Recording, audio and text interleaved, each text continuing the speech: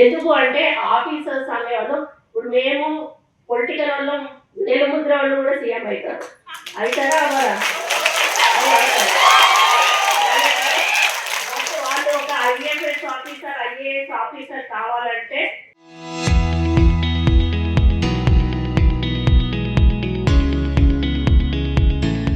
వాళ్ళు ఎంత శ్రమ పడితే కానీ ఆ స్టేజ్కి వస్తారు.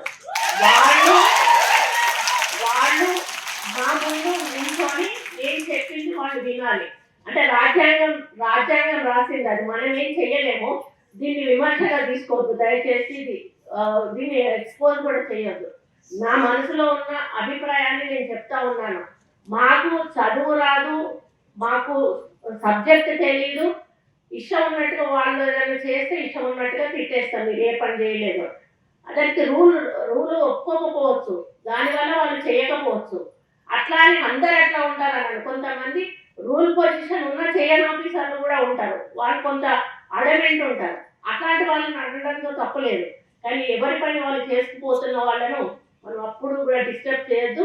ఎందుకు అంటే ఆఫీసర్స్ అనేవాళ్ళు ఇప్పుడు మేము పొలిటికల్ వాళ్ళం, వెలుముద్ర వాళ్ళు కూడా సీఎం అవుతారు.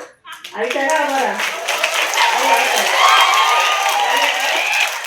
వాళ్ళు ఒక ఐఏఎస్ ఆఫీసర్ కావాలంటే వాళ్ళు ఎంత శ్రమ పడితే కానీ ఆ స్టేజ్కి వస్తారు.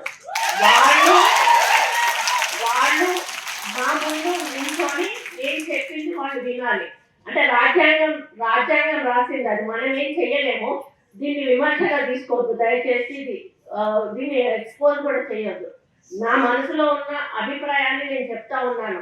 మాకు చదువు రాదు, మాకు సబ్జెక్ట్ తెలీదు, ఇష్టం ఉన్నట్టుగా వాళ్ళు ఏదైనా చేస్తే ఇష్టం ఉన్నట్టుగా తిట్టేస్తాం, మీరు ఏ పని చేయలేదు.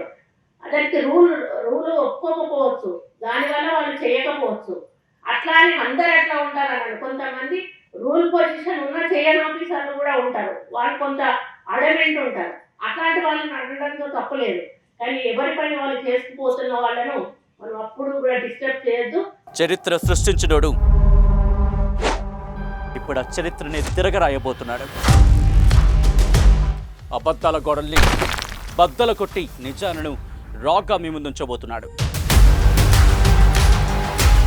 నిజమైన వార్తల కోసం వెంటనే డౌన్లోడ్ చేసుకోండి రా యాప్ని.